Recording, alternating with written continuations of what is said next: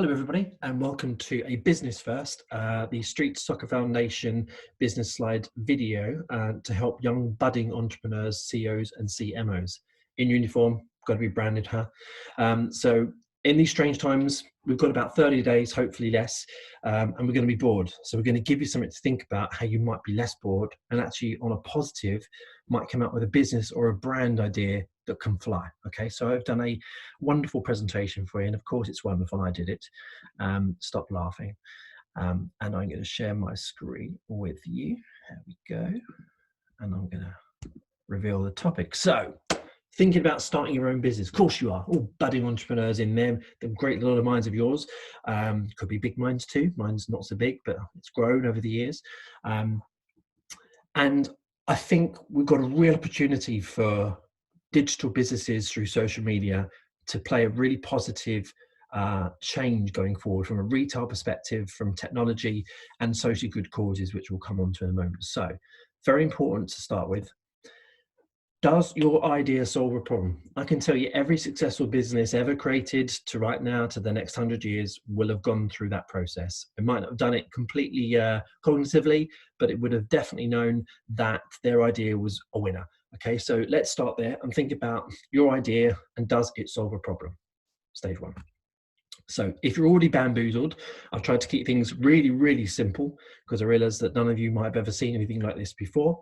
So this is a slide from LinkedIn about a year ago, and this shows the current sectors that are logged in as professionals on that website. So it just gives you an idea of how many millions of people work in IT or healthcare, for example. So these are just food for thought. They might not be fashion or music or stuff where you want to be a bit cooler, but they just give you a broad idea of so many industries that are out there. So I just thought it might be good to see from that perspective. There are three very important questions we need to get right. So they are, what does your business do? What does it do differently? And the hard one is, what one thing does it do that nobody else does? Okay, we'll come back to that, but that third question is going to make or break your business. I spend my entire professional life challenging businesses to get that one thing right. And my goodness, it's not easy. So don't worry, I'm going to show you some quick tips of how we get around that. So as we can't go out, attend conferences, meet people, I'm going to plump Google as the best research vehicle on the planet, because it is, right? Because I don't want you to go out if we don't want to be breaking any laws. So research is very important. Try not to use Wikipedia. It isn't the best. It's wonderful for some things, but it's not what you'd call a business research tool like maybe Mintel is, for example. And I'll take you through that in a second. But doing your research and having knowledge is so powerful. So I'll give you an example. So once you think you found your sector, find out how much money is in the sector. So for example, I Googled this morning, how much is the football industry worth? Because actually I didn't actually know. And the first result come up was a company called Deloitte. It's a very famous accounting company. So it's credible, right? The research source is solid. And it tells me that it's a £21.9 billion industry. My goodness, that's a lot of money, isn't it? So we know football's a strong place to, if you want to make money, that's an amazing stat. That's incredible. So then I thought I'd drill down a bit more because I might need to know, what am I going to do in football? So I then just added the word merchandise to the Google question. And this was profound because it not only showed me the value of the market, but it said the market is to hit 36 billion by 2024. So it's in growth, which is fabulous. So when you come to create your business case and studies, your investor, your parents, your peers, the people who work for you can go to them, we're in a growth market. This is still growing, right? And probably more. So it's not dying, it's not retracting, it's still growing. So it's and excellent. Just from a simple Google search, I've almost given my investor and me the confidence in this is a great place to be building a business in. There you go. It's that simple. Over to you. Look as well for other reports on trends, opinions, behaviors. Watch YouTube, listen to podcasts, people in the area will give you lots of business advice and business tips. There's great white papers out there. You've just got to Google them, search them, and pick up the bits that are relevant for you. You can read 24 pages and think 18 of them are absolute rubbish towards my business. That's absolutely fine. Be ruthless. This is about you. You're putting you first. You're building a new business. Just get the bits that excite you. Feel passionate about what you're doing. You're not setting this up to be boring, right? You're setting this up so you don't have to work whether you were working, are working, or want to work in the future. This might be much more about you and what you want to do for change. Very important caveat, there's no such thing as a new idea. So lots of people will probably poo-poo your idea and think, oh, it's been done. Everything's been done, from X Factor to soccer. There's no such thing as a new idea. We've always had a new take on them. So don't be scared to do something that's already been done. You just need to find your way of doing it differently and with your spin on it. So marketing. So many people get this wrong. What it is, basically, it is understanding the needs and wants of your customers profitably. So what that means for Street Soccer Foundation, I can't spend more than Keith earns as revenue.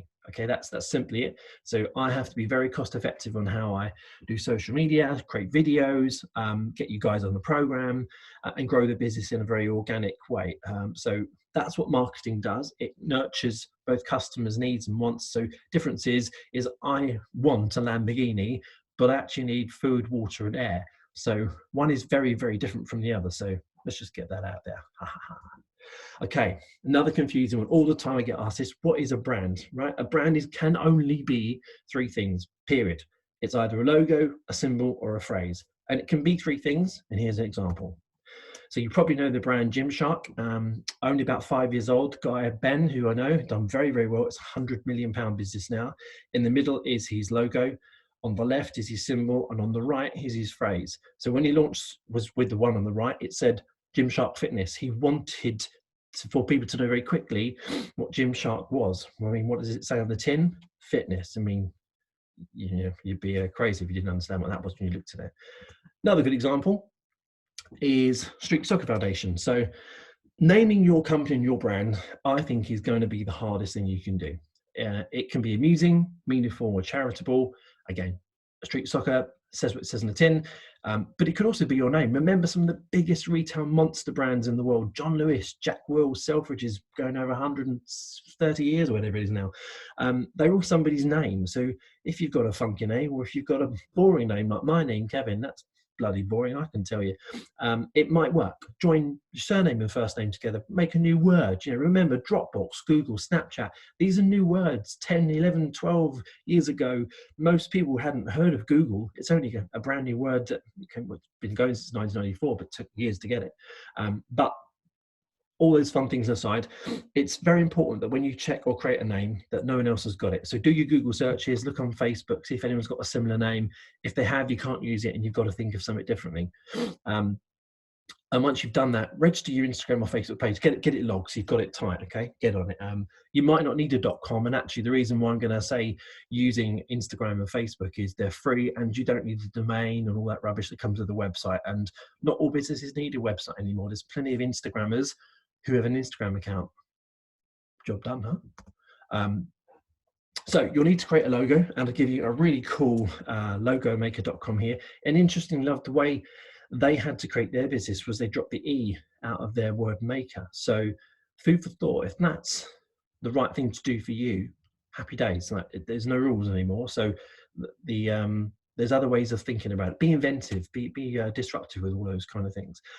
So Logo Maker is really easy, so easy to use, a nice little tutorial. You can make your logo yourself, design the color. It's a really fun thing to do. You'll be amazed how good you are once you give it a go. And then Canva, which is what I've used in the past for social media, it's fabulous. It can do Instagram posts, LinkedIn, posters, invites, anything. It's free and it's really good. Not that hard to use. It will take a little bit of tutorial on that one if you've never used it, but don't be afraid, have a go, and you'll be amazed at the other side how easy all this marketing stuff is to create, and you will look a genius to all of your friends. Of course you are anyway. Very important, competitor analysis. So if you've never heard that term before, choose 3 or 4 or 5 companies that you think are similar to the area that you want to go in, and look at their social media. Why do that? Well, you want to know why they're being followed, what's being said, how many likes and shares they've got, and read the comments, okay? Because that's so important. When I go into a business, they often say to me, we're a bit rubbish on social media and we've had some backlash. Do you understand why? And my first thing is, if you read your own comments, you'd be surprised that the answer is, oh no, what does that matter? Well, they'll tell you why they're unhappy, or they'll tell you why they're happy. So why don't you go back and read them? Ta-da, there it is.